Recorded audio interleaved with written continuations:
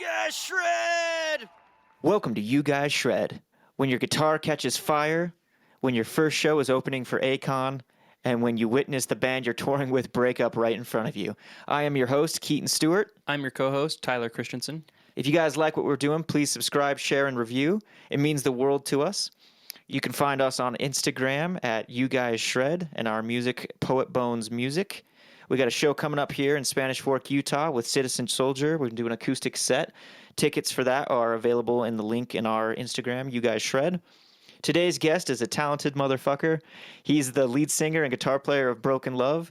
They have a new album about to come out called Black Box. Please enjoy Justin Benlolo. How's it going, man?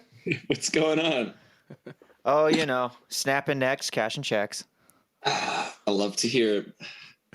Love to hear it. That sounds like what I wish I was doing right now. What do you mean you're not doing that? Well, That's bullshit. I'm just sleeping so much because we've just been on the road for like 2 months. Like, I mean, when I ran into you at the airport, that was like, man, I mean, that was like the end of a 2-month run, pretty much like on the dot. So I've just been home, like sleeping all fucking day.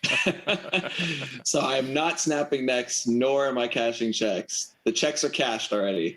So You're enjoying the cashed checks by sleeping on it. Yes. yeah, exactly. I mean, you're not supposed to sleep on your money. You know, money never sleeps, but No rest for the wicked. That's Yeah. what they say. So we usually like to start out with how we met the guest, and you kind of already said it. We ran into each other coincidentally at the airport in Nashville, Yep. which I find completely crazy because we weren't actually planning on going to the airport at that time. We just happened to be like, oh, we're kind of out of things to do in Nashville, so let's just go early. And then the line, it wasn't crazy long, but it was, I mean, we were waiting, and you were kind of in front of us a little bit. Mhm. And we kind of saw, I mean, as soon as I saw your Gibson USA case, I'm like, okay, you know, you got nothing else to do. You're standing in line, you're kind of looking around. And then my wife kind of jokingly saw your tattoo, and she's like, oh, I wonder if the guitar on his arm is the one in the case. I'm like, I bet it is. It looks like a Les Paul case. Mhm. So we got through TSA, you know, and as you and I are both kind of like putting our shoes or whatever back on, I'm just like, Les Paul? And you're like, yeah, how'd you know? And then you were kind enough to take it out, and we, you know, started talking. And you said you got that gold top Les Paul with the cream P90s. You said Gibson gifted that to you? Yeah, they actually gave that to me. Well, I did like a promo thing for them. Like I shot like a commercial, or like I don't know if it was a commercial, more like an ad for like NEM and all that stuff. Like they were promoting like their new Brightwire like strings. They're like the coated guitar strings. So I came in and did like I just did like a promo thing for them, and they took shots of me stringing the guitar and whatever and bending it like crazy. And then at the end of the shoot, well, they were like, here's a list of guitars. Which one do you want to play for the shoot? In my head, I was like, I'm going to pick one that maybe they might give me, you know? Yeah, there just was no in case. like talk of it before, you know? They weren't like, we're going to give you a guitar, don't worry about it. I was like in my head, like, well, let me just pick one just in case they decide to give me one. And it was like the new model, like whatever, the 2020, because I think it was in 2020 I did it. Or 2019 going into 2020, you know, they had like next year's line already.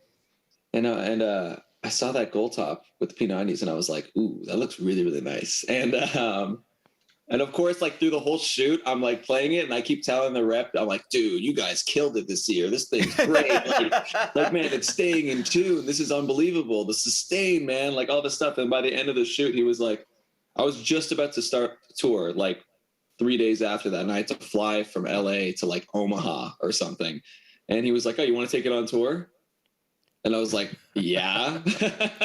And you know what? Like, they just never asked for it back. So I think it's mine. And that's been like 3 years now or something. That's the rule. What if like they hear this and they're like, oh crap, we totally forgot to ask for that back? Well, sometimes I worried about that on the road. I was like, what if they just hit us up and are like, can we have it back? I mean, I'm looking at it right now, and like, yeah, that would blow. It's like road worn. Like, what are you going to sell it for? It's all like fucked up now. Like, it's missing a knob. Like, the back has all this belt rash on it. Like, You know what I mean? What's it worth now? And I played it, so it's definitely going down in value, you know? I was gonna say we were kind of talking about that at the airport, that one of like the tone knobs was missing. How did that happen? Did it just fall off, or? Yeah, it just fell off. I mean, like shit gets when you put stuff in the back, you know, like a trailer and stuff, and it rattles all the time. Like every day's a gamble. When I pull out my gear, something new is always broken. You know, you can see my Vox right here. My room's a mess, by the way. Like I haven't. Is that an AC-15 or 30? Yeah, that's an AC-15. Yeah, those ones are sweet. But that got rattled so bad that the power switch like fell through the amp like on the gig one time, and I had to get another amp, and then we fixed it, and then like a month later the tube started getting loose and started like slipping out. So I actually still haven't fixed that. I have to like open it up and push it back in. My Princeton is broken right now. That also broke from shaking around. I have to get that retubed. And my Firebird case got busted. And my Firebird caught on fire last tour. Oh, how fitting. Dude. How did that? You can't just say that and not tell me what happened. Well, this is the crazy part is like, so I think we were in Charlotte, North Carolina. I believe that's right. Or is that South Carolina? I'm not really sure. One of the Carolinas. One of them. I don't know. I'm in Toronto, Canada right now, so I don't really know. We don't know either. Okay, so let's just say Charlotte. We were playing a gig there, and it was like deathly hot. And I don't know if it had to do with the heat outside, but whatever. We're sound checking, everything's going great, and we have a little guitar rack, you know, that we put all of our shit on, and whatever. So I'm playing the first two songs because the first two songs we play, I play a baritone, and then we do an instrument swap because I got to switch tunings, and I go over pick up the guitar. And like I put my hand around the neck to like, you know, because it was like by the first fret, right by the headstock.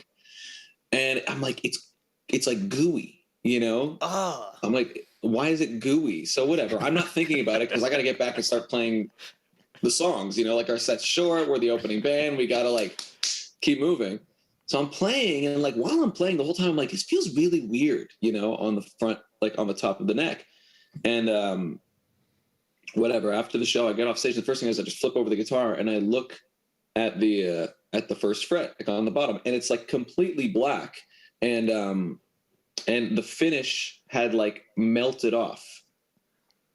So apparently what happened was the stage light was just like shining on that one spot. And it was so hot that it like started smoking. So one of the stagehands at some point is like, oh yeah, by the way, your guitar was smoking your entire set. It's like, why didn't you do something about it? You know what I mean? Like you didn't grab the guitar or move it or something. You just let my guitar like catch fire. You had one job. He had one job, but he was just like standing there like, you know, stoic, you know, I guess like making sure nobody I didn't want to interrupt. I just was gonna let your guitar brand new guitar catch on fire. It's actually pretty sweet. Like honestly, like it has character now. It's not that bad, you know. I mean, it's just kind of sick. I get to say like, oh yeah, this one had that happen. This one I dropped here. This one caught on fire. Like, you know what I mean? That's pretty cool. And it's a Firebird. Like you said, it's pretty damn fitting.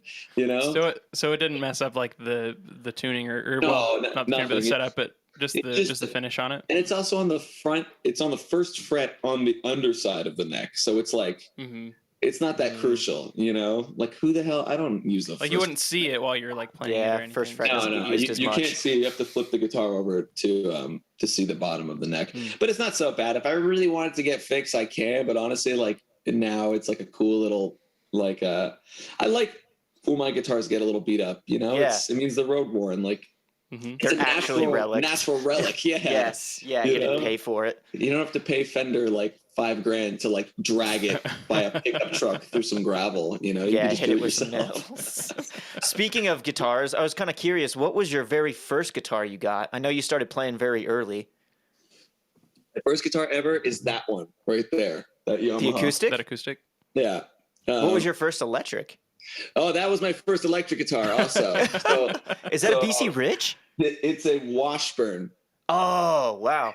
So they're like, you know, I had my friends sign them and stuff. Like I would bring them to summer camp. Like they're not playable anymore. Just hang them up.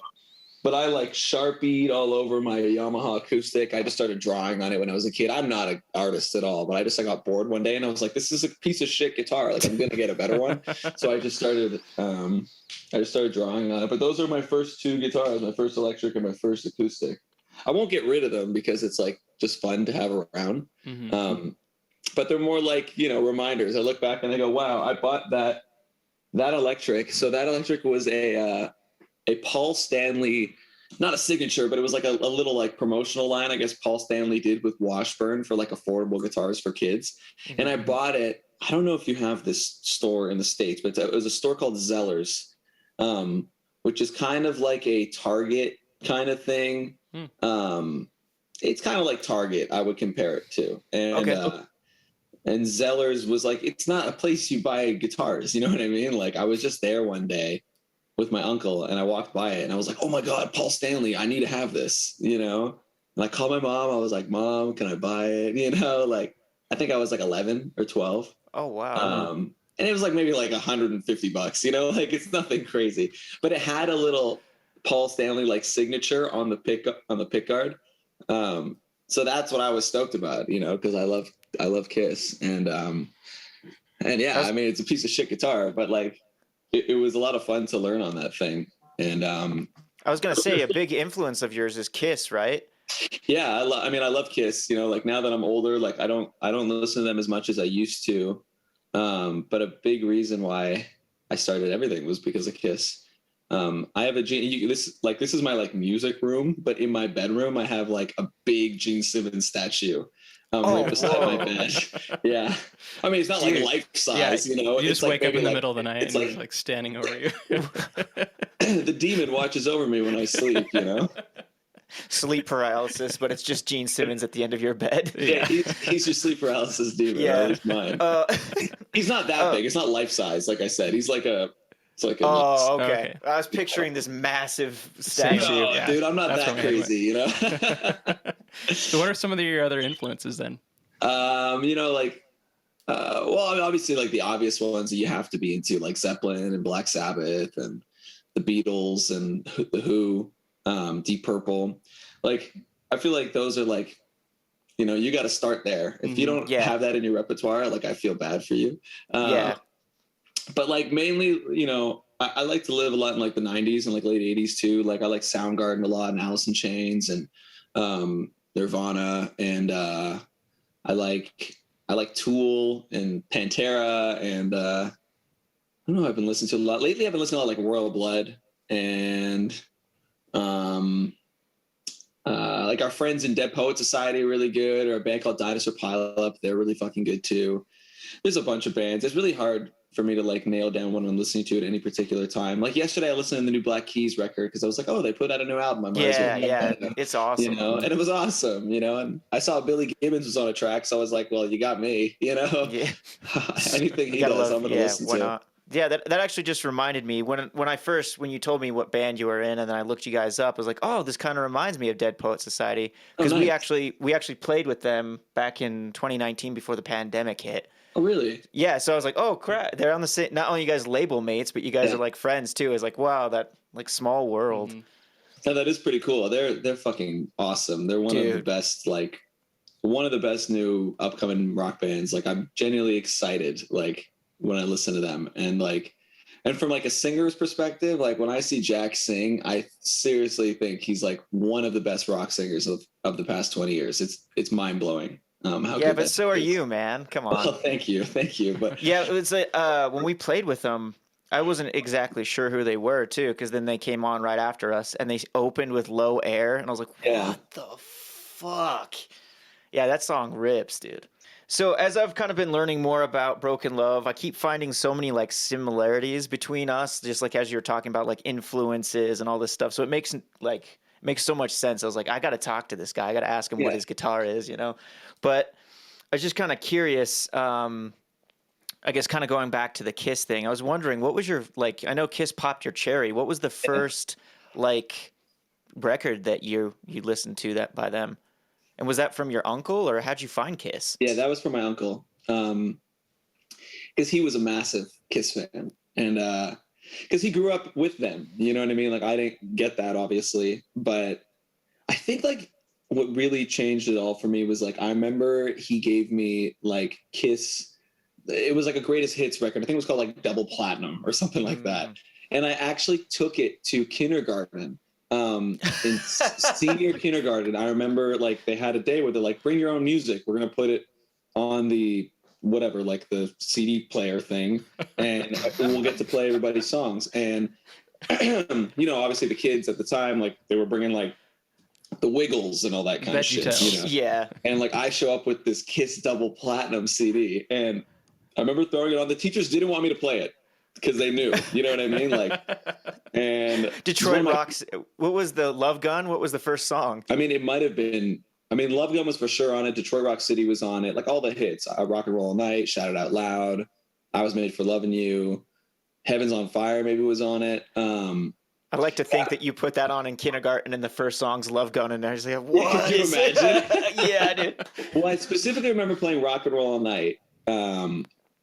And like the teachers waited till the end of the day because they were really not into me playing a Kiss record. You know, like this was not like I mean, we're in kindergarten. They're like, this is the devil's music, blah, blah, blah. They're more like old school, like they're a little more conservative with their teachings, you know. They're not about to teach us about rock and roll and all that shit. And I remember putting on that record and all the kids went berserk. Everybody was picking up like wooden blocks and shit, like air guitaring and stuff, like kicking shit. I remember like that was when I realized like, whoa, that's rock and roll. Like this is the spirit of rock and roll. We don't even know what we're listening to. These kids don't even know what's going on. And we're just going bananas because this is what this music does, you know?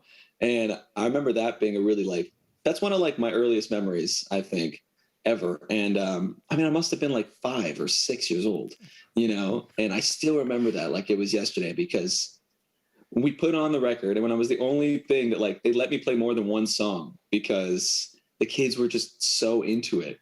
And I don't exactly remember what the songs were, but I definitely remember Rock and Roll All Night getting played because I liked that song when I was younger because it was like, I understood it, you know, like I was too young to understand Love Gun, you know, or anything like that. But yeah, you know, through the years, I've definitely, like yesterday I was listening to, I love like 100,000 Years on the first Kiss record. Like that is just such a killing rock song. And I think it was just like so ahead of its time. And like, even in today's like rock world, I always feel like if we reworked that song or did it like heavier, it would really have a cool like place in modern rock. You should do it, man. I've Even if it's just for fun. It's such a badass riff, and like I love Ace's guitar solo on that. Is just so good to me. He's like playing over the bar and stuff, and like it's just so creative. I think it's just such a great song. Even if you played it live, that would be sick too. If we do it live, whip it out live. You know, we do the drum solo and all that shit that they do. Oh you know? yeah, dude. Yeah, dude. That reminds me when you said you were talking about Rock and Roll All Night. Did you have that toothbrush? Do you remember that toothbrush? No, I never had the toothbrush, but I remember Tooth Tunes. Yeah. When you would brush, it would do, and Kiss. That was the only one I remember. Kiss had it, and it would play Rock and Roll All Night while you brushed your teeth. No. Wow. Dude, I don't think I ever had a Tooth Tunes toothbrush. I mean, I Kiss never is had like one of those either. Yeah, they're like notorious for like merchandising everything. Really? Well, I remember one of the first things I ever saw too of them was my uncle had they did a straight like direct-to-TV movie or something called Kiss Meets the Phantom. And he had the VHS for that, and we would watch that movie all the time. You know, it's so silly. It's like they're superheroes. They have like superpowers, and they like get their power stolen by like this evil genius who's trying to like take their power and put it into like these robots that will be able to like, I don't know, like enslave the human race or something. Is that the animated one? No, it's not animated. It's like they're at like a theme park. Like the whole thing is like they're playing at this theme park and like these talismans. It's almost like the Infinity Stones of the 70s. Like these talismans are like the source of their power. I don't know, man. Anyways, I've been trying to find that VHS for years. Like we don't know where it is, like in my family, but like when I lived in LA, I used to go down to like Amoeba all the time and like all the old like record stores to see if they had that tape, and nobody has it. So like if somebody has that, I'll pay a premium for it because I haven't seen that movie since I was like 7. So nobody's digitized it? I don't know. I haven't really put like a lot of effort into looking at it online, as I really want the physical copy. I want the VHS, you know? So you're no like stranger to the ups and downs of tour. I know in your like documentary, like the first 7 minutes in, you're like messing with your pedal board and is making the sound that we've all. I feel like I experience at every show. It's so annoying. And then like even like the cockroach in the van. Yeah. But just kind of curious, like what was your very first show? Like how old were you when you? What was like your first actual show? Oh wow! Like first show ever. Yeah. Was it with that guitar back there? No, at the time, I think when I started playing, because I was like 13 or 14 when I played my first show, I think I had an Ibanez, and it was an Ibanez RG 321 MH. That was the model. I'll never forget the model because for the longest time, and not anymore, that was my password for like everything. It was that exact thing. So I hope not anymore. I could say that now because it's not, you know, but like, yeah, that was I actually lost that guitar. I left it in New York City and I don't know where it went. Oh no. Yeah, I was at a studio when I was like 15 and I guess like I thought I was going to come back. So I left it there and then something happened and I was never able to go back. And that guitar just disappeared. But by the time I had that guitar, I was already doing little gigs like, you know, like my dad's friends would be playing at like the pub somewhere and they'd be like, let's just, you know, you're not really allowed to be in here, but you can come and like, you know, we'll do like You Really Got Me or something like that. I mean, one of the first like big gigs I got was when I was like 12 years old. And believe it or not, I opened for Akon in West Palm Beach. What? So my dad was he's a businessman and an entrepreneur, and he had this friend that was like they were doing something, but on the side, his friend also happened to be like a promoter / booking agent, and he was running this event in West Palm Beach at like a horse racing thing, and I guess they brought Akon to come and perform at the event. That's when he was like really hot, you know, like Smack That came out and like. You know, I wanna love you. You know, and I think they had some dude that was going to open for them. I think his name was Jay Sean. I think he was Canadian, but it didn't work out. And I remember like my dad woke me up one night. It was like midnight. He came up to my room and he was like, "Oh, you got to come downstairs. Like you got to sing a song for this guy." So I was like, "All right." So I went down and I sang him "I Remember You," Skid Row, and whatever, I didn't think anything of it. And like 2-3 weeks later, he like called my dad and was like, "Hey, would your son like to open for Akon in West Palm Beach? All expenses paid." Like, I was like, "Yeah, fuck yeah." And that was like really the first major gig I ever did. I did it with my uncle and a friend of ours played piano, and we just did it like acoustic kind of stuff, you know. Oh, no way. And like I played, I don't know, maybe one song I wrote, and then I did like a Foo Fighters cover. I did like Times Like These. I did Big Girls Don't Cry, the Fergie tune. No way. I did a mashup of Times Like These and Big Girls Don't Cry. It really worked. And also it was before I hit puberty, so I could like sing like, you know, like Fergie. And I don't remember what else we played, but it was a lot of fun. And it was like the first real show I ever did. There was like 2,000 people there. It was like insane. Wow. Dude, what? Dude, that's so insane. Yeah, no, I mean, how many musicians work up to try to even be able to play it in front of that many people? And your first show opening for Akon of all people? Yeah, that's insane. No wonder you were hooked so early. You kind of mentioned your family a little bit, and I know they were like really supportive. I know you got to like drop out of school when you're like 16 and move to LA, right? Yes, sir. Yeah, you've done your research. I love it. Yeah, my parents are the fucking coolest. I mean, I still live with my family here, you know, in Toronto. Yeah, I couldn't ask for better parents. Like, and I'm the oldest of 5 kids as well. So like my siblings are super cool and they're all doing the more normal thing, you know, finishing school, blah, blah, blah, blah. Like, yeah, my parents just kind of let me go when I was really young. And, you know, much of their, like, to credit them even more, like I had a mentor that like I had met when I was younger, and he already had his foot in the industry. He was already a very successful songwriter. And he saw some potential in me when I was really young. So he kind of facilitated that for me. You know, he spoke to my parents. He was like, listen, like, I know this is insane, but like, you don't get a second shot at this. And like, you want to do this when you're young and you have to capitalize the moment, blah, blah, blah, blah, blah. I also was like, I was not a great student by any means, you know, like I was definitely slacking academically, and like I had no aspirations to be anything, you know. I just wanted to be a rock star. That was like all I wanted to do. And my parents saw that, you know, and it's like, you know, either you let me go or you hold me back and I resent you for it. And then I eventually go off and do what I'm going to do anyways. But they just said, okay, cool, you can go. And it wasn't really that difficult of a conversation. I mean, you know, also my dad didn't finish school. My mom is the only one that actually finished school, but like my dad didn't finish school. So he didn't have a lot of like, you know, he didn't have like, he couldn't be like, well, this is the way. I'm like, well, you didn't, you know what I mean?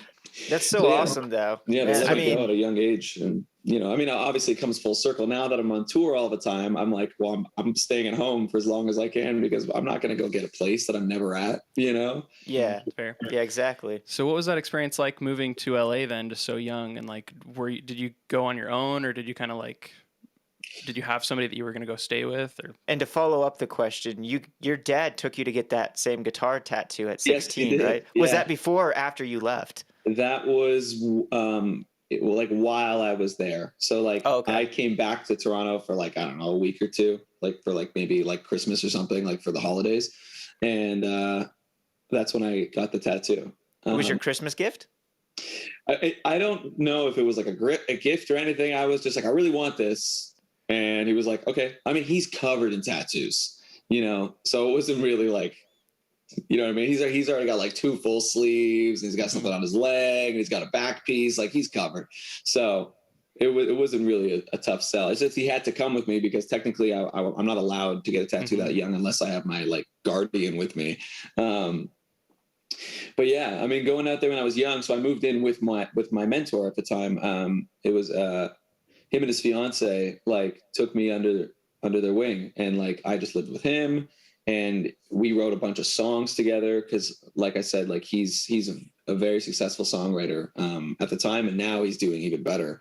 And he just kind of like showed me the ropes, you know, and like taught me how to write songs and helped me figure out, you know, who I was and like, you know, and figure out what I wanted to be and what I wanted to do. Because like at the time, you know, I wasn't really doing like rock stuff. Like I wanted to do rock shit, but like everybody around me was telling me, well, you can't, you're too young, you know, like it's not, you're not credible, like it's not believable, like it doesn't seem authentic, you know. And like, and I looking back, I agree with them. At the time I was like, fuck you, what are you telling, like you don't know anything about me, you know what I mean?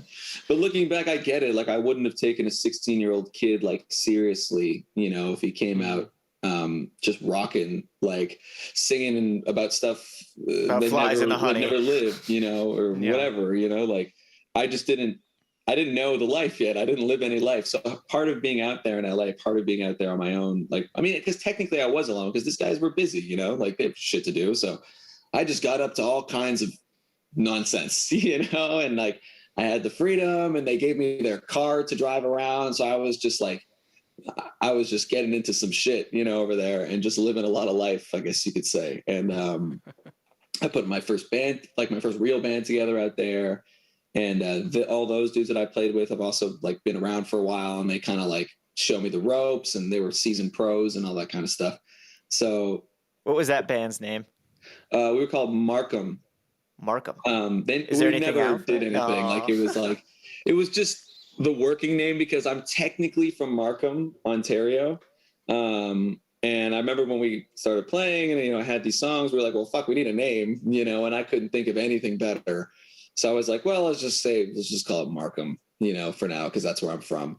And yeah, I mean, we did a lot of stuff. Like it was like more, I would say like Buck Cherry style rock and roll. Like it was more like fun, like party rock, you know, because that was also a product of where I was living. You know, I was living like right by the Sunset Strip, and part of growing up for me, like when I was really young, I listened to a lot of hair metal, you know, And I was kind of like feeling that influence when I was there.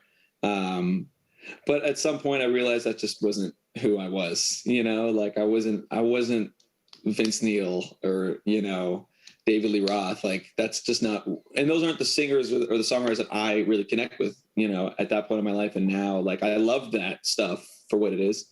And I like it, like, cause it's fun and it makes me just want to like have a good time.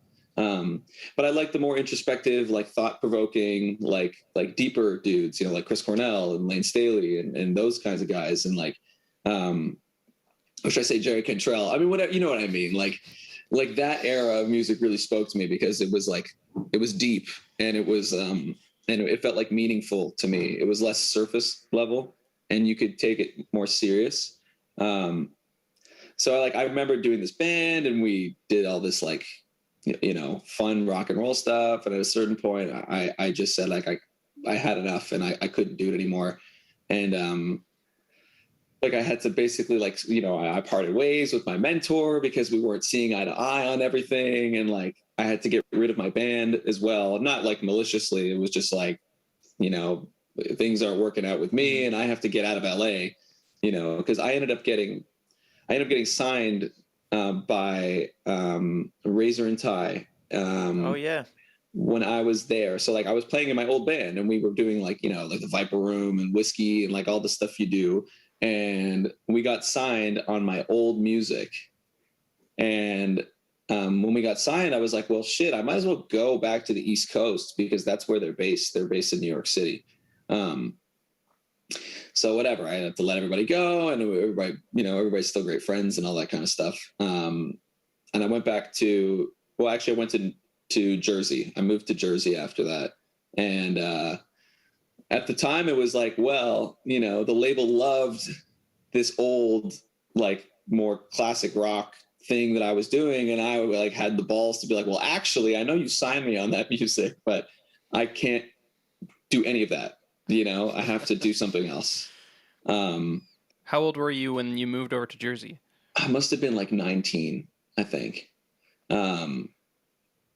Yeah, I think I was 19 because I was still using a fake ID to get in every bar in the States. I mean, obviously in Canada, I was already legal, you know, Right, but like yeah. in the States, I was using like this fake British Columbia ID and they didn't know what they were looking at, you know, because they were like, oh, Canadian, fine. You know what I mean? There's no last name. It just says McLovin. Yeah. And I took the picture, like I grew like a little bit of a beard and my hair is already long. Like when I have the long hair, people think I'm older anyways. But yeah, you know, I mean, we ended up doing this thing and they wanted me to do the old music. And I was like, well, I can't, I have to do this new music. And then my A&R fought for me so hard. She was like, no, you have to let him do this. He's going to do it. And I mean, she's the best. She's now my manager. Oh, wow. Cause she really went to bat for me. And they let me do this new thing. And they gave me like a whole other year to like figure it out, figure myself out, whatever, figure out the direction. And ultimately what happened is we made this record that's the first Broken Love record. But I got dropped by that label before I put it out because they did a merger with like a bigger company. Somebody, I think Concord, I think it was, like bought them out. So then they just like cleared house and everybody got dropped except for like, you know, the couple really big guys. that because Artery was underneath Razor and Tie, and Chelsea Grin and all those guys got. Yeah, I remember that. Yeah, like everybody got dropped pretty much, except for like the Pretty Reckless and like a few other guys moved on to Concord. And then we just like, I was like, well, fuck, I got this record now, you know, at least it's done and it's paid for, so that's great. And you got to keep the rights for it, right? Yeah, they gave awesome. it back to me, which is like, you know, because at the time I was like, well, fuck, why aren't they putting this out? Like it's been in the can for like at least 6 months before they dropped me. And I guess they were like preparing for this, you know, full takeover. And it was a blessing in disguise because I feel like if they did put out one of my songs, then they probably would have taken the whole record from me. Yeah.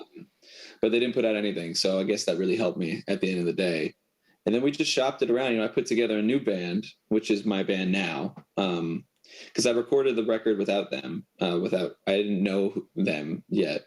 And sorry to interrupt, but did you said you already recorded it? So you had already worked with Joel doing all the tape, right? Yeah. So did you have like session guys playing with you all in the room then? Well, I had so my buddy Brian Weaver is like I met him in LA. Like when I was living out there, we were hanging out all the time, and he's like one of the best bass players ever. And he's also a session guy. Like he's done a lot of stuff that you've definitely heard. And I remember when it came time to do this, I was like, well, I need somebody that can do this quick, and efficiently. So I called him, and he was like, cool, because he lives in Philly also. So I was like, okay, well, it's not too far away. Come to Philly, we'll figure it out, blah, blah, blah, blah. And then we used our buddy Dylan Wood to play drums also, who's now actually playing in Black Bear's band, which is really cool. But yeah, because he was a Pittsburgh dude, and it was also not too far away. So I was like, oh man, just come, like, play the drums on this record. Like, I know these guys are great. I know it's going to be fast. And I know the way Joel likes to record, which is just like everybody does it at the same time, So I needed dudes that were really capable, and like, I mean, they're much better than me, So it was like, it made my life super easy.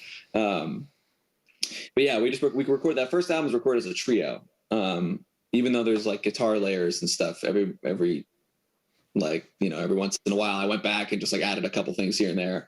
But most of what you're hearing, it's like 90% of it, I would say, is recorded like just live off the floor,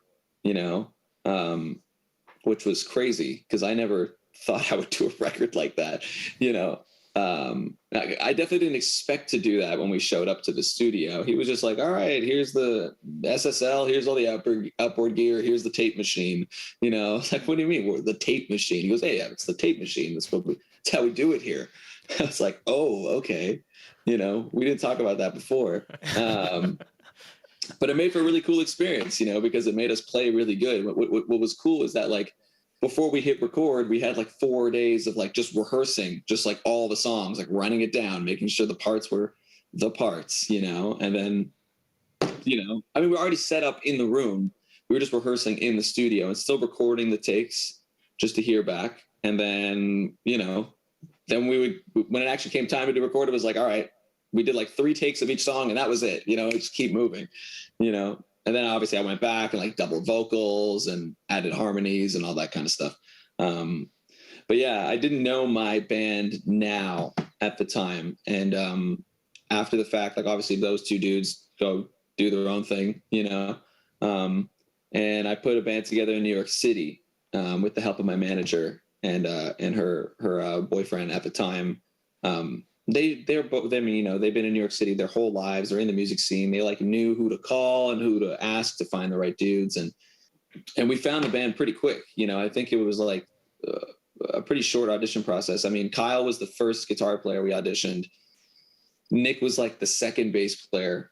And then he brought Russell because they went to high school with each other and they've been playing together for years and years and years and years. And it's always good when your rhythm section, already has chemistry, yeah, for a while. It really shows when they play with each other that they just know where they're going to go. I mean, now we all know where we're going to go, but at the time it was like, it was very obvious when they both were in the room together. It was like, oh, these guys, they're speaking the same language, and that's kind of been the, since then that's been the group.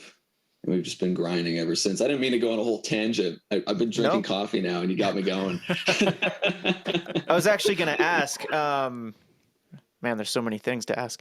But that's how you guys kind of did that first record. I know with this new record that you're about to put out, and you had to do it like during COVID in Toronto. Did you also do the same kind of method during COVID with all recording live in like the room, or you had to do it individually because of COVID?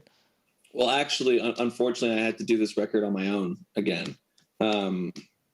So, like, it sucks because we really wanted to do it together. And we did the deluxe version of our first record together. So those like 4 songs we added onto the record, that was all of us in a room. I went down to New York City and we went back to Joel and we went to the Studio G and we just tracked it like we did the first record,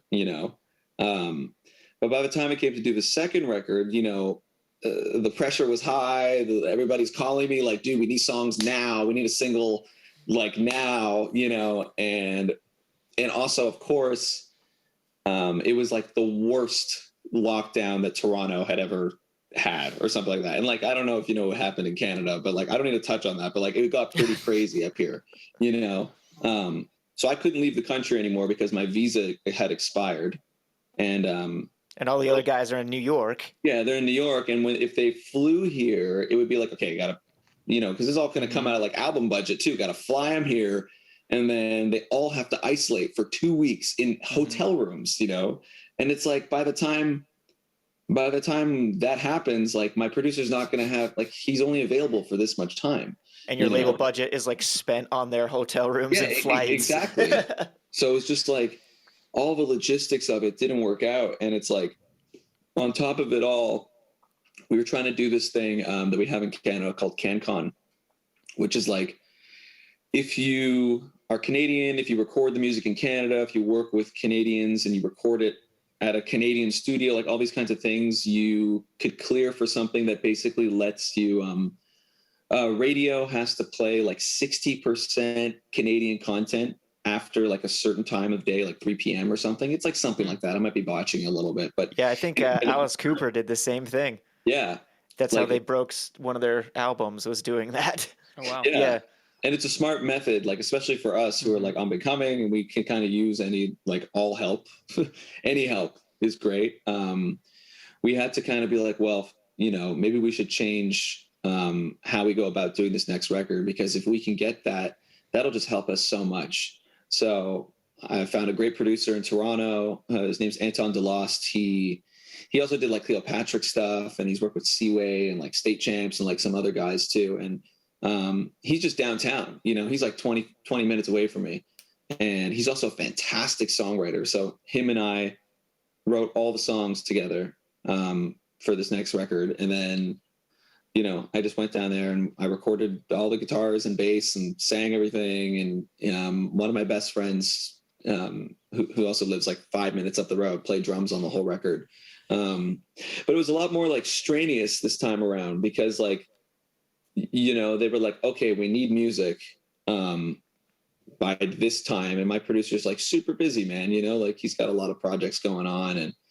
And so we booked some time, and I remember we finished touring like in 2021, right? It's 2022 now, isn't it? Yeah. We finished touring 2021 in like early December. And I just booked like 3 weeks with him after we were done that tour. And we really only had like 4 songs written. So I was just hoping that like we would get in the studio and like some studio magic would spawn or whatever. We would like conjure it up, and we'd be able to write great songs. And like evidently we did, because like we just went into it blind and said, okay, fuck it, we're just gonna write songs in the studio, which I've never tried to do before.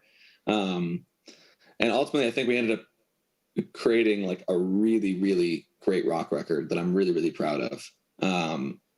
That's awesome. And it's officially finished.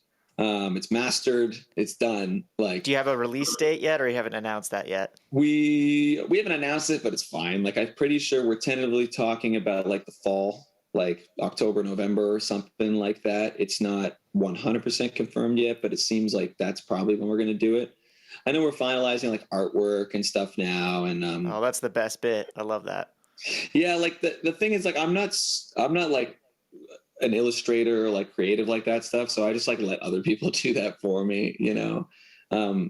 So I'm just waiting on artwork to come in and just like pick what I think is cool and like whatever. That's fun though. Yeah, it is a lot of fun. I mean, it's cool to see what other people's like where people's heads go when they listen to your music, because it's like unbiased. Like they're just like listening to it like totally not attached to this thing, and then they're like, okay, well, this is what I think this song looks like. You know what I mean? Yeah. Visual to the sound. Yeah. And also, like, again, we have to figure out what the singles are, and we got to shoot some music videos and stuff and make all that stuff happen. But it's really, really exciting. Like, I'm really, really, really stoked on this new record. We've put out 2 songs already, like 2 singles already. And I think Dead Weight and Like a Drug, right? Yeah, those are the 2 we put out already. Yeah, those songs are great, man. And I was actually kind of wanted to go back just a little bit to the recording of the record and like the kind of the creative process behind it, because I know that you wanted to make this one, I guess, more like a disco like dance groove, right? Like influence more like that. Because once I heard that you said that, I was like, okay, Like a Drug really does kind of make more sense, where you're trying to take this a little bit new direction, but still have the old Broken Love, that old hard rock kind of aspect to it with this new kind of, I guess, dance groove, you would say? Or what you said, to make it sexy, rock, Make it sexy. sexy Yeah. rock. Yeah. Yeah, sexy rock. Yeah. I mean, it's interesting because this record kind of goes in a few different places. Like, where it's heavy, it's like a lot heavier than it used to be. Where it's groovy, it's a lot groovier than it was before. It's just everything like that we've done before, and just like more of it. Because I do want rock music that people could dance to, like that's why I'm really obsessed with just like that disco beat, like that what's that, like the upbeat on like the hi-hat. I play drums too, but I can't explain it, like the like that group. I love that. And it's all over the new record. And yeah, I mean, like a Drug it's kind of like, it's sort of like an outlier on this record. I wanted to try something a little different because like, I wanted to embrace my like pop guy in me, because I really like pop music. I really do. And like, I know that's not the coolest thing to admit, but like, I'm a huge Michael Jackson fan and Prince and Bruno Mars and like I love that shit. Akon. Yeah, Akon and George Michael. I love George Michael. Like I love all that stuff. Because I grew up listening to that and I still listen to that a lot. And like for Like a Drug, I thought it would be cool to just like say fuck it. On the first record, I was very concerned about like, what people would think of me and like how I had to portray myself so I could be credible or like cool or whatever. And at this point now, I realize that as long as I'm singing on it, it's going to sound like Broken Love. You know what I mean? So I just I got out of my own way a little bit more on the second record and just said, fuck it. I'm just going to write what I like, and if people like it, great. I think the first record, I was still trying to, play to a few different things, and just try to hit the boxes so people hear it and go, this is cool. And I get to be like, man, do you think I'm cool? You know what I mean? Like, yeah, I think this time I just cared a little less. That being said, there's some heavy shit on this next record, like there's like one or two tunes that are like borderline metal, I'm not screaming or anything, but like the riffing is like just super, hot. Yeah. Like super drop tuned and like just obnoxiously heavy for no reason. Just switch over to a 7-string and A. Well, we play on baritones a lot, Oh, okay. So is that the Dan Electros that you guys usually play? Yeah, so I have I got rid of my Dano not too long ago, and I have a Gretsch baritone now with the Bigsby. Oh, I love those. Yeah, those are great. It's awesome. And I love having the Bigsby because it lets me do like little dives, on notes that like you can't do if you don't have one. And I definitely utilize that on this record. And that means it's gonna be super heavy then. Oh yeah, the dive bomb with Well, we play in D standard, like that's our tuning for everything, and then we drop down a C for like the whatever, the heavier shit. But then like sometimes we go down to we go down to A flat. Sometimes, because the baritones, we keep the baritones in C standard instead of B. And so when we drop it, it's A flat, right? Like a drop D or whatever. And that's about as low as we go. We don't really go any lower than that, because then I have to think of my poor bass player, like Nick, he doesn't want to get a 5-string, so I have to work out like how it's going to work on the 4-string bass as well. But he has one of those like hip shot things, on the headstock. Yeah, instantly detunes it and just bring it down to whatever his low string is at. But yeah, I mean, if you want to talk about like the recording process for the record, it was more, I embraced like modern technology a little bit more. I know that I'm only like 24 and but I still feel like an old dude sometimes. And like, I'm still very much analog, like I don't like amp modeling. I don't like, I don't have a laptop, I mean? I have this desktop, but that's it. Like I don't travel with a laptop. I still write all my lyrics on paper with a pen, Ditto, man. I completely agree with you. It's just But I how mean, I like it, you know. to your credit, though, if Jack White's doing it on his new album, I mean, we kind of did the same type of thing with our new record, Poet Bones, with doing the tape and doing, live in a room kind of thing and that sort of stuff. So it's like there's something to be said about the sound of a room and doing that, but there's also something to also be said about doing it, individually and in the amp sims and things like that, because at the end of the day, they're just tools, Well, But it depends on the sound, right? Like for us, we're not like a super slick, compressed, like really heavy sounding band. And I get how like a lot of bands that are even more metal too, like they could benefit from like that really tight, really compressed, like, fucking crazy snare drum sound, or like when that guitar is just like super squashed and like no dynamic, but it's super thick and heavy. I get that. Like there's something about that like digitalness, I don't know, that like adds to that sound. Like I love Bring Me the Horizon. I think they're great. I love that band. And there's something about like it's like electronic in like the production style because of how clean it sounds, but it really bodes well to what they're doing. For us, I think it would take away like the thing that I think makes us special or whatever. I think it would lose a lot of the pizzazz or whatever. And even though this record we couldn't do in a room together because I was basically doing 90% of it on my own, like it's still the same idea, at least trying to keep it that way. Like, I would, instead of like playing two real drums this time, I programmed the drums before and then like, set up in Pro Tools and then hit play and just play the whole song. You know what I mean? Like try to get a performance out of it. And then like, hitting my pedals like when I have to actually do it in real time, and then do the same thing with the bass. And then we did drums last, actually, which I've never done before. Usually we do drums first. right. And it was very interesting to do it this way. And I kind of preferred it this way now because I was like, well, like, I guess like we had the option to continue building on things. Like, let's say day 5 in the studio, we have this song we did on day 1. It's like, oh, actually, maybe we should do this now. And obviously, once the drums are down, like everything's set in stone. Yeah. But if they're programmed, you can just move stuff, and it's no big deal at all. Yeah. It takes 2 seconds to reprogram. Yeah, and you change parts, and that's awesome, though. Well, especially now that we were essentially writing the record as we were going, it kind of helped as like a writing tool. So we didn't just like commit to it right off the bat. Like the drum day was like deliberately set at the very, very end of the recording process. I even did vocals like before we did real drums. And I think it actually helped us a lot because there was a lot of songs that just kept getting better. Because, we were playing on this song, we're doing this, and we're like, holy shit, this tone is really sick. Let's actually go back and do this and then add this weird like whittly thing, and then we can move the drums around it, and then I could retrack the bass or whatever, and we could just like fix it. But and that being said, there is something about just like committing to the performance and just like getting it down, because it's like at a certain point it's like how much better can things get, what is better, you know what I mean? So like there is something that I do love about like that decisiveness of like, we're just going to do this, we're just going to lay it down and that's it. But I guess for the sake of like recording and writing at the same time, I was really down with the idea of doing the drums last.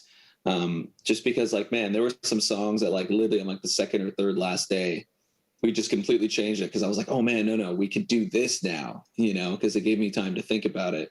And man, like I had a lot of time to think, cause it's not like I can like after the sessions, I couldn't go anywhere. We couldn't go out to a bar. We couldn't go hang out. Like it was like strict lockdown. So I just get in my car, get home, and then just sit here and like listen to like a bounce of what we did that day. And I'd be able to like really digest it and think about it.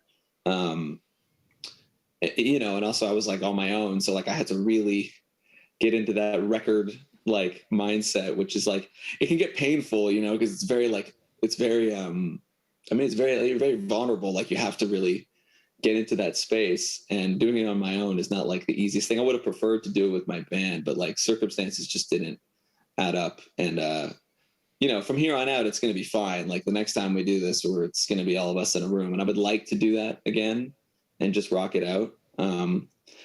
And but there is something about the way we recorded this one that I think brought a different flavor to the project, and it sounds like an evolution. Like I think it sounds like the next step in what we're doing, and man, I'm just really, really, really excited about it. That's so cool that happened then too, because I mean, obviously you can't look back in anger or anything, but I mean, that record, it wouldn't happen or would have happened this way at all if it wasn't for COVID or being in these circumstances. So maybe, I mean, obviously it's not ideal because you wanted to do it the other way, but you can do that on the next one. This one is kind of its own unique thing because of this. Yeah. Because of the pandemic and everything else, you were able to keep doing that and creating it and improving it and changing it and keep going on instead of just, like you said, being stuck in it. But I think even, like you said, having the parameters of having the 3 weeks booked, that is parameters itself. So yeah, you kept changing stuff, but it's not like you were going to keep doing it forever and never put it out. You had the 3 weeks and it had to be done. So yeah. You kind of lit a fire under your ass, I would say, probably, right? For to sure. hurry and get it done and like, oh, I got to hurry and make it better. And I only have this time to make it better. Well, and I like that. I like that we had the parameters were set. Like, it's like you have this time and you have to get it done by now. So there's that added like fight or flight response that like kicks in where you're like, no, you take all your brain power and just absolutely focus on making it the best it could possibly be. And I always thrive when I'm under pressure. Like I really like having like a deadline for things because then I feel like it forces the best work out of me, like, so having that experience of just showing up and, figuring it out, if anything, was actually really exciting because like it forced me to work to the best of my abilities. And I think that the overall product that we got is fantastic. And, because there is something about having too much time. Like the first record, I spent like 3 years like compiling songs for it. I think I wrote like 80 songs or something for the first record, and had to compile it down to like 11, Damn. And like at a certain point it was like, what is happening? There's just so much here. It's like Overwhelming. Yeah. And it was hard to divvy it down and like figure out what was best. And this time it was like, the record I think is 11 tracks. We wrote like 14 songs. You know what I mean? Like more often than not, we'd write a song and be like, all right, put that on the record. Okay, this one's going on the record. You know what I mean? Maybe there was like 2 or 3 that like got halfway through and I was like, oh man, I'm not really feeling this. Let's just toss it out, because you just had to keep moving and just keep rolling with the punches. Yeah. We say that at least once or twice each episode, rolling with the punches, because the main emphasis of the podcast is kind of like the 80% of being a musician, which is, dealing with the shit and like on touring and everything else. Everyone thinks like, oh, cool, you're in a rock band. It must be so nice. But it's like, there's so much behind the scenes crap that you have to deal with. Like we were saying, like you having the cockroach in the van or your pedals aren't working or COVID happening and then you trying to hurry and do this record how it is. I was just kind of curious, what is like your worst tour story? Like the worst, I mean, besides the cockroach, that's pretty crappy. There was one particular thing that happened. Like, I'm not going to name names, like who I was with. Yeah, no worries. We were out with these bands and, man, I like, it wasn't like a band brawl, but like, I remember my band had went to sleep or something. And I was like, fuck it, I'm going out tonight, So I went out with the other bands and it was like the first night that like everybody in the other tour, in the whole tour package, like had been like drinking together and like whatever. And I think at some point we ended up at their hotel. These 2 bands were staying at the same hotel and we were staying somewhere else. And whatever, I like fucked off for a minute. I went to the lobby and I got like a water or something. And I came back up and they were just like in a screaming match over like, who was bringing the most people to the shows and like what order the lineup should be in because this band's bringing more people than this band. And because of this band's not getting a sound check. It was like a 5-band bill, and these 2 bands were like just going at it.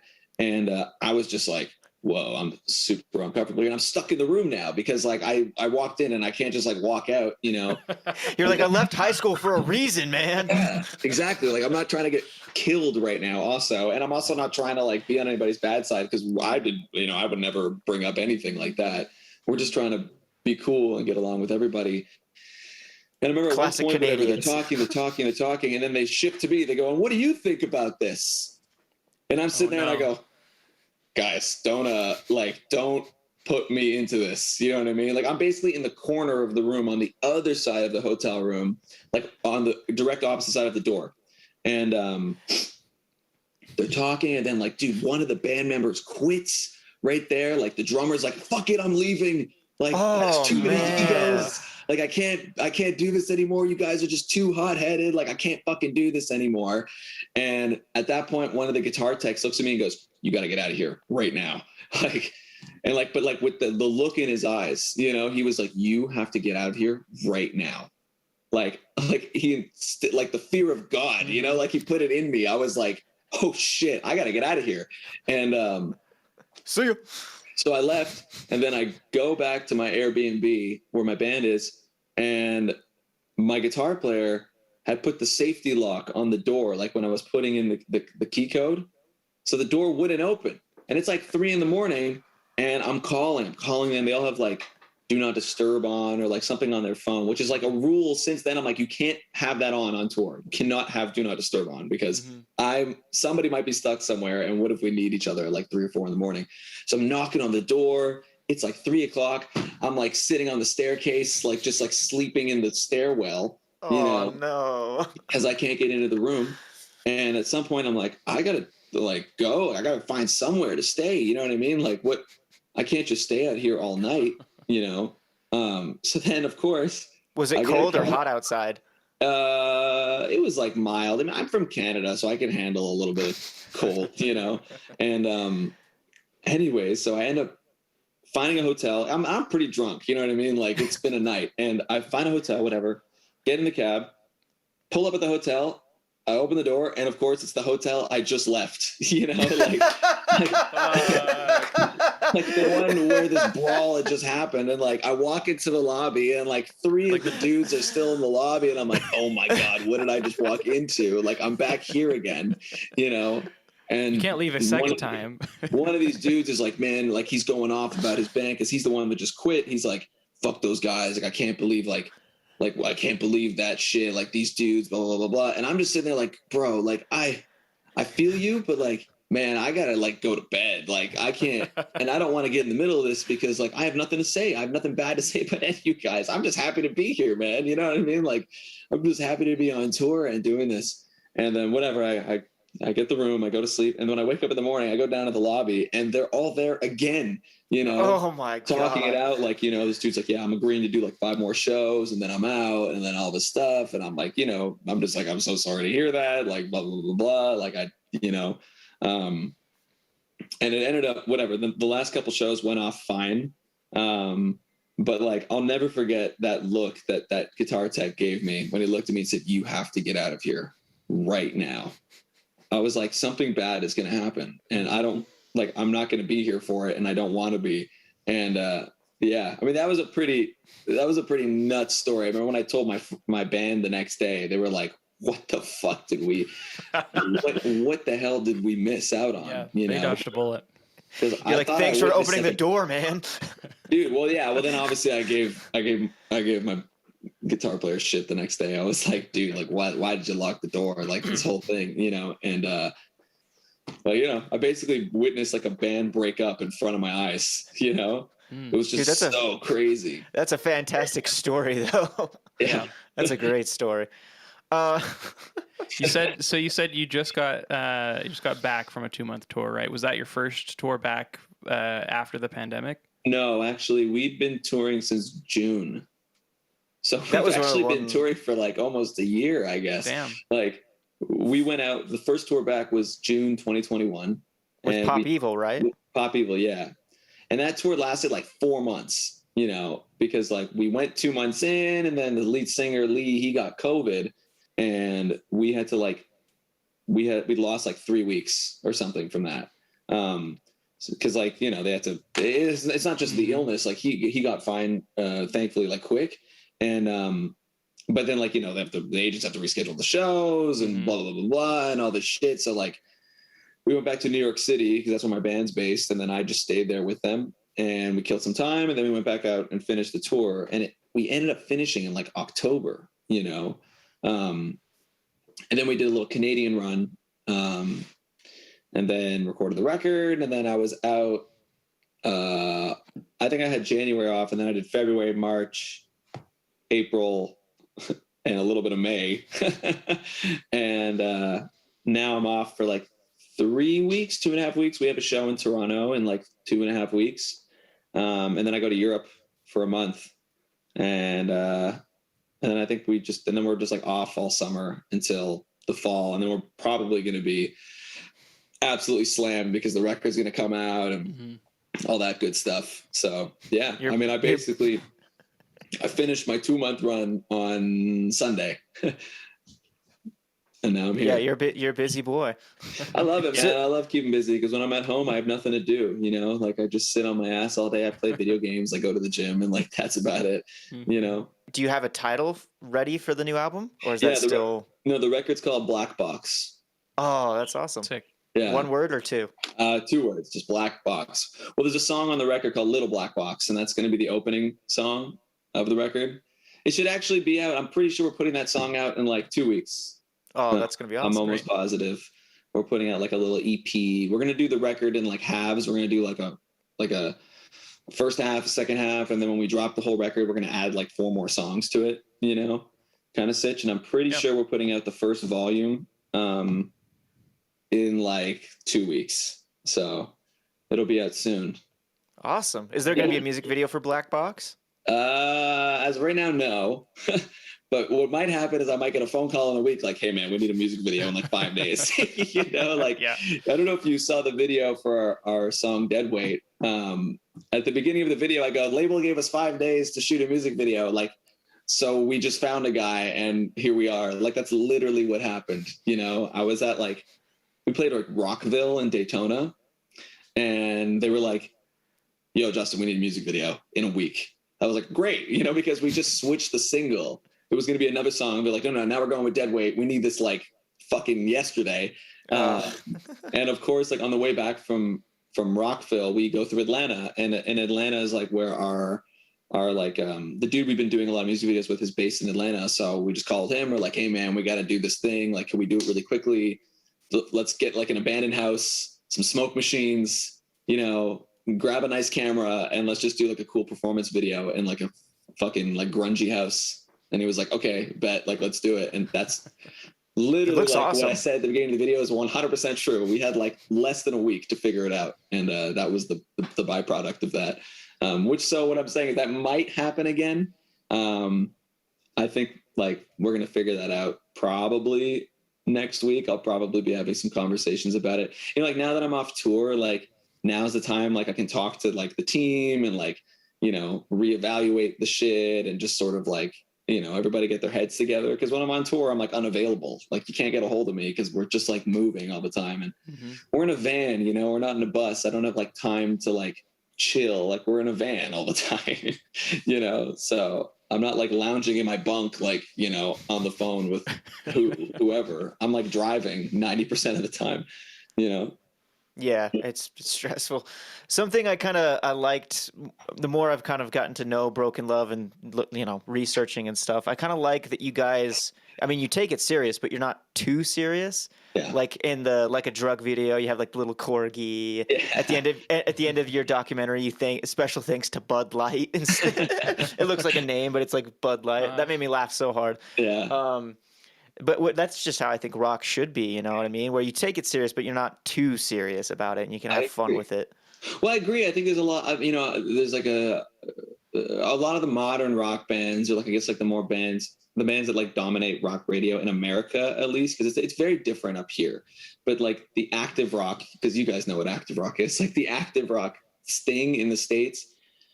It just feels like a lot of the image, the way these bands portray themselves, it's very like macho and like overly tough, you know, but then they'll sing a song that's like very sensitive and emotional over like the most like heavy fucking thing, you know, which is cool. Like that's all fine and, you know, and great. It's just like, I thought that rock and roll was supposed to be fun. Like I thought we weren't supposed to take ourselves too serious. And like, I know that in my previous band, I tried to do like the serious thing and like, but then the music didn't really reflect like the pictures, we were like very serious, then we were making this like fun rock. And like now I feel like the music is more serious, but we're not those kinds of guys, like we just want to have fun, man. And like, I don't want to shut people off because they think we're like pretentious or like full of ourselves, or just like, you know what I mean? Like, I get that we're like artists or whatever the fuck that means, but like, it comes across more sincerely. And I think people find you like more approachable when you're just like having fun, and just like, you're not in it to be the best, or, like to have this big ego. You're just in it to make music and have fun. So I think it comes across that way when you actually are sincere about it. Well, exactly. Like, I mean, and that's who we are. You know what I mean? Like, I don't want to be anybody else. It's like the whole thing of this band to me is just authenticity. Like, it just be real, just be exactly who you are and make the music that you want to make. Like, that's kind of our MO as a group. And like, I don't want to pretend or put on an act or be a character. Like, and like some bands, like I get that that's their thing, they have a little bit more of like I don't want to say it's like a shtick or something like that, but that's not us. Yep. And like, if you see me on stage, I'm just like, I'm goofing around, like having a silly goose time. Yeah. And like I go to merch after the show and I hang out with everybody, and I'm just like a fucking, like, my friends know me. I'm just like a clown. You know what I mean? Like, I'm always just doing stupid shit, and I'm very silly. And like, I don't see the point of trying to be this, because I'm not a tough guy. You know what I mean? Like, I'm not a tough guy, and I'm not like brooding or like whatever. Sure, I could write some sensitive and emotional songs, but I feel like the music is the place for that. For me, that's my like outlet. But then as a human being, I choose not to like live my life that way. And I'm glad you say it like comes across as like, genuine and like approachable or something like that, because like, that's who we aim to be. Like, I want us to be like, like the way the Foo Fighters always handle it. They always wrote fucking great songs, arguably some of the best ever. But then you watch their music videos and they're just like a bunch of fucking jackasses, and it's just like, it seems so funny and amazing. And like, it makes me feel like I could sit down and like have a beer with Dave Grohl at any time and he'd be like the coolest dude. And he's like, super fun. That's who I want to be. And that's who, like, what our band wants to be. We just want to be, like, we're like everyman, like anybody can get good at music. I'm sorry. I feel like anybody can sit down and learn to shred or whatever, get really good at drums if you really have the dedication and like the time to do it. But like, not everybody gets to say that they could be themselves, all the time in their like work field, like at their job. So like, I think that's actually kind of a gift, that we get to like be who we are and do what we love, and people respond to it, So yeah. When you guys are hanging out, I mean, it's just like what every band wants it to be, just like the Beatles or anything. It's just cheeky, having fun, having a silly goose time, and that's how it should be. It should be fun. You should be having fun with your buds and doing it. Because if you're not having fun and you're putting on a facade, why even do it? Like, if you're just doing this fake thing to make money, it's like there's not that much money in it. Why fake? Yeah, exactly. There's not that much money in it anyways. Yeah, I mean? It's not the 60s anymore, man. Yeah. So yeah. No, you got to keep having fun. And like, and everybody that I know that's older than me that has been in a lot of bands that have been successful has always said the same thing. Like, man, once it stops being fun, that's when you're probably done, because like then it becomes soul sucking. And it's like, I just want to continue to make sure that everybody's having a good time. And we're just like, relishing in the rock and roll spirit, and just enjoying ourselves, especially since we're young too. Like, there's no use in getting like jaded and bitter and all that kind of stuff when we're super young. Like, we have like our 50s and 60s to do that. You know what I mean? Life is too short for sure, man. So yeah, man. So it's having fun at the end of the day and doing what you love. I think that's a good place to end on that. Thank you again so much, man, for doing this. I'm so glad I met you, and it's been a pleasure. Yeah, likewise. Can't wait for the record to come out, man. Yes, sir. You guys are in Utah, correct? Is that what you said? Yep. Yeah. Mm-hmm. What city? Well, just like how you say that you're from Toronto, but you're from Vaughan. We're from, it's called more like Spanish Fork area, but we just say Salt Lake. Okay, so it's by Salt Lake. Well, we're probably coming through Salt Lake at any, like, on our next tour, so we'll probably see you there. Sick. Yeah, we would love that. Yeah, let us know if you need an opener. Yeah, sure, I will. I mean, we've come through Salt Lake a few times, so I'm sure we'll be out Cool. that way at some point. Yeah, it'd be sweet to hang out. You guys are doing vinyl for the new one, right? Yeah, and that's also like part of the process as to like why we haven't figured out the day, because vinyl pressing is like fucked right now. It's been since like 2020. I had to wait like 8 or 9 months. It sucks. Yeah, that's why we were like trying to get this done ASAP, because they're like the longer this takes, the longer it's going to take for vinyl, you know, because digital will be first and then we'll figure out physical. But I think we're looking at like January or February for vinyl, you know, so it's going to be a little bit of time, you know. Yeah. You don't have to remind me, man. Man. You know how it is. Yeah. But yeah, thank you so much again, man. It's been an absolute pleasure. Yeah, dude, thanks, guys. Really Thank appreciate you so it. much. Nice to meet you. Yeah, Catch nice you later. meeting you guys. Well, nice meeting you. All right. Take Thanks, care. guys. Yep, thank you. Bye.